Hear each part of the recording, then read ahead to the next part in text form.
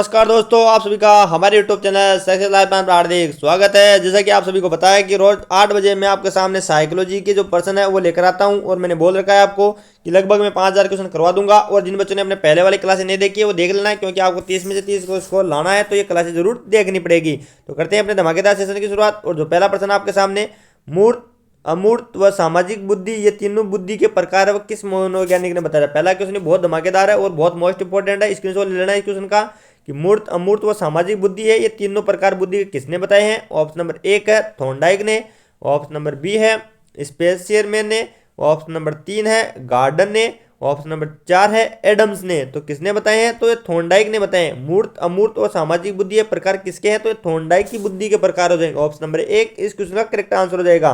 Next question आपके सामने, 3 वर्ष के बालक को शिक्षा दी जानी चाहिए, यानी क्या पूछ रहा है कि इनमें से किस आधार पर 3 वर्ष के बालक को शिक्षा दी जानी चाहिए। ऑप्शन नंबर 1 है रुचि के आधार पर, ऑप्शन नंबर 2 है आयु के आधार पर, ऑप्शन नंबर 3 है मानसिक योग्यता के आधार पर, ऑप्शन नंबर 4 है उपरोक्त में से कोई नहीं। तो इसका जो राइट आंसर होगा वो होगा ऑप्शन नंबर 2 आयु के आधार पर। जो 3 वर्ष के बालक है उनको किस प्रकार की शिक्षा दी जानी चाहिए? तो उनको आयु के आधार पर शिक्षा दी जानी चाहिए। नेक्स्ट क्वेश्चन आ जाता है, बुद्धि परीक्षा में कौन से देश का योगदान अधिक है? क्या बताना है कि जो बुद्धि परीक्षा है उसमें कौन से देश ने सर्वाधिक योगदान दिया। ऑप्शन नंबर 1 है फ्रांस ने, ऑप्शन नंबर 2 है रूस ने, ऑप्शन नंबर 3 है चीन ने, ऑप्शन नंबर 4 है अमेरिका ने। तो बुद्धि परीक्षा में किस देश ने सर्वाधिक योगदान दिया? तो दोस्तों दिया था फ्रांस ने, यानी कि ऑप्शन नंबर इसका राइट आंसर हो जाएगा। अगर पूछे कि बुद्धि परीक्षा में सर्वाधिक योगदान किसका रहा है तो फ्रांस का रहा है। अगला क्वेश्चन आ जाता है, यूनेस्को द्वारा हीन बुद्धि बालकों की बुद्धि लब्धि बताइए। क्या बताना कि यूनेस्को है उसके द्वारा हीन बुद्धि बालकों की बुद्धि लब्धि कितनी बताई है। ऑप्शन नंबर ए है 0 से 19, ऑप्शन नंबर 2 है 20 से 30, ऑप्शन नंबर 3 है 50 से 60, ऑप्शन नंबर डी है 70 से 50। तो कितनी बताइए दोस्तों? तो वो बताइए 0 से 19, यानी कि यूनेस्को द्वारा हीन बुद्धि बालकों की बुद्धि लब्धि बताई गई तो 0 से 19 बताइए। अगर आपको ये प्रश्न मिले तो आपको गलत नहीं करना है, 0 से 19 बताकर करेक्ट आंसर कर देना है।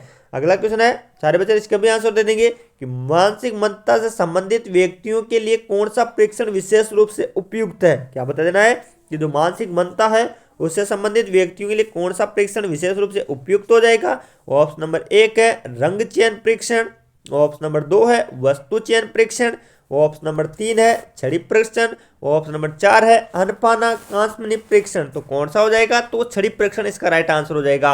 यानी कि जो मानसिक मंदता है उससे संबंधित व्यक्तियों के लिए जो छड़ी परीक्षण है वो विशेष रूप से उपयुक्त हो जाएगा। ऑप्शन नंबर 3 इस क्वेश्चन का करेक्ट आंसर है। अगला क्वेश्चन आपके सामने, छात्रों को ठीक, शाबाश, बहुत अच्छा कहना चाहिए। क्या बताना है? इसको तो मोस्ट इंपोर्टेंट कर ही लेना कि छात्रों को ठीक, शाबाश और बहुत अच्छा है वो कब कहना चाहिए। ऑप्शन नंबर 1 है शाब्दिक पुनर्बलन पर, ऑप्शन नंबर 2 है अशाब्दिक पुनर्बलन पर, ऑप्शन नंबर 3 है सकारात्मक शाब्दिक पुनर्बलन पर, ऑप्शन नंबर 4 है नकारात्मक शाब्दिक पुनर्बलन पर। तो कब कहना चाहिए दोस्तों? तो सकारात्मक शाब्दिक पुनर्बलन पर कहना चाहिए। यानी कि छात्रों को ठीक, शाबाश और बहुत अच्छा शाब्दिक जो सकारात्मक शाब्दिक पुनर्बलन है तब कहना चाहिए। नेक्स्ट क्वेश्चन है, निम्न में से बुद्धि परीक्षण नहीं है, यानी कि इनमें से कौन सा है चारों में से जो बुद्धि परीक्षण नहीं है।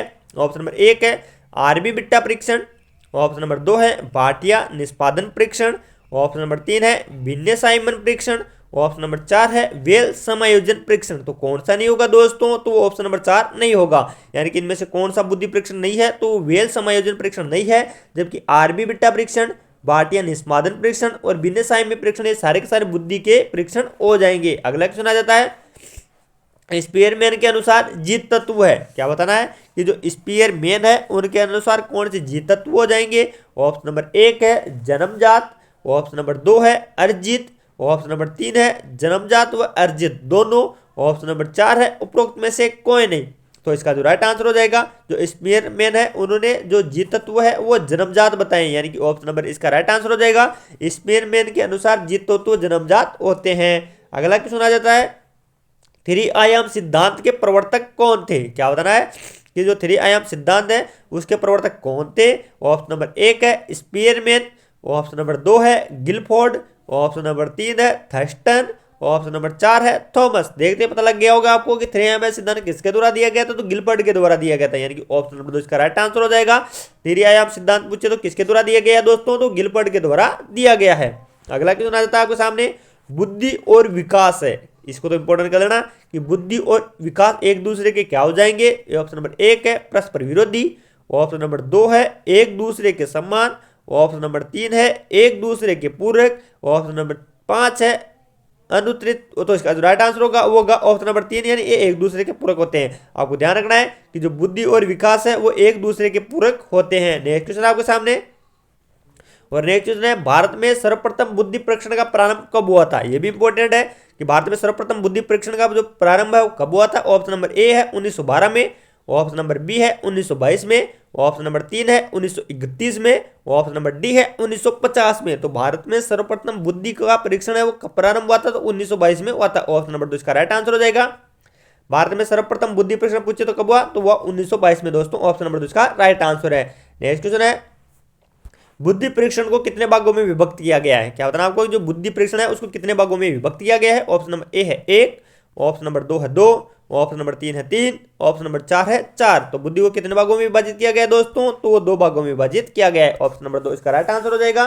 जो बुद्धि परीक्षण है उसको 2 भागों में विभाजित कर रखा है, यानी कि ऑप्शन नंबर 2 इस क्वेश्चन का राइट आंसर हो जाएगा। नेक्स्ट क्वेश्चन आता है आपके सामने, कौन से सिद्धांत के अंतर्गत मानसिक योग्यता को कर्मिक महत्व प्रदान किया गया है। क्या बता देना है कि वो कौन सा सिद्धांत है जिसके अंतर्गत मानसिक योग्यता को कर्मिक महत्व प्रदान किया गया है। ऑप्शन नंबर 1 है पदानुक्रम सिद्धांत, ऑप्शन नंबर 2 है 3 आयाम सिद्धांत, ऑप्शन नंबर 3 है द्वितत्व सिद्धांत, ऑप्शन नंबर 4 है बहुतत्व सिद्धांत। तो किसको दिया गया है दोस्तों, तो ऑप्शन नंबर ए पदानुक्रम सिद्धांत को दिया गया है, यानी कि वह पदानुक्रम सिद्धांत के अंतर्गत मानसिक योग्यताओं को कर्मिक महत्व प्रदान किया गया है। ऑप्शन नंबर 1 इस क्वेश्चन का करेक्ट आंसर हो जाएगा। नेक्स्ट क्वेश्चन आता है आपके सामने, अमूर्त विचारों के बारे में सोचने की योग्यता ही बुद्धि है, यह परिभाषा किसने दी। क्या बताना है कि जो अमूर्त विचार है उनके बारे में सोचने की योग्यता है वो बुद्धि कहलाती है। परिभाषा किसके द्वारा दी गई थी। ऑप्शन नंबर 1 है रोस, ऑप्शन नंबर 2 है टर्मन, ऑप्शन नंबर 3 है मन, ऑप्शन नंबर 4 है क्रॉनबेक। तो किसके द्वारा दी गई थी, तो टर्मन के द्वारा दी गई थी। आपको ध्यान रखना है अमूर्त विचारों के बारे में सोचने की जो योग्यता है उसकी जो बुद्धि है वो टर्मन के द्वारा दी गई थी। ऑप्शन नंबर 2 इस क्वेश्चन का करेक्ट आंसर हो जाएगा। और अगला क्वेश्चन आपके सामने, व्यक्तित्व की विशेषताओं जैसे परोपकारिता, विश्वसनीयता, विनम्रता और व्यवहारिकता आदि विशेषताएं क्या कहलाती है। क्या बता देना आपको, व्यक्तित्व की जो विशेषताएं हैं परोपकारिता, विश्वसनीयता, विनम्रता वो क्या कहलाती है। ऑप्शन नंबर ए है शील गुण, ऑप्शन नंबर 2 है सामाजिकता, ऑप्शन नंबर 3 है संगठन, ऑप्शन नंबर 4 है संतुलन। तो क्या कहलाती है, तो शील गुण कहलाती है, यानी कि ऑप्शन नंबर इसका राइट आंसर हो जाएगा। जो परोपकारिता, विश्वसनीयता, विनम्रता और व्यवहारिकता है वो शील गुण के नाम से जानी जाती है। तो दोस्तों ये थी अपनी रीट की जो साइकोलॉजी है उसकी बेहतरीन क्लास। ये क्लास आपको अच्छी लगी होगी, अच्छी लगी है तो सब्सक्राइब कर लेना, क्योंकि मैंने आपको बोल रखा है कि जब तक रीट का एग्जाम होगा कितने क्वेश्चन करवा दूंगा, तो 205,000 क्वेश्चन करवा दूंगा। लगभग कितने क्वेश्चन 800-900 क्वेश्चन तो मैंने करवा भी दिए हैं। अगर आपने वो क्लासें नहीं देखी तो जाकर देख लेना। अगर 30 में से 30 नंबर लाना है तो देखना ही पड़ेगा। जो क्लासें कहाँ पर मिलेगी, तो अपनी प्लेलिस्ट बनी है वहाँ पर क्लासें आपको देखने को मिल जाएगी, जहाँ पर 800-900 क्वेश्चन पहले डाल रखे हैं और अभी ये क्वेश्चन और डाल दिए, और 5,000 क्वेश्चन मैं कदम आपको कराई दूंगा। तो मिलते हैं कल इसी प्रकार की रीट की साइकोलॉजी क्लास के साथ। तब तक के लिए जय हिंद, जय भारत।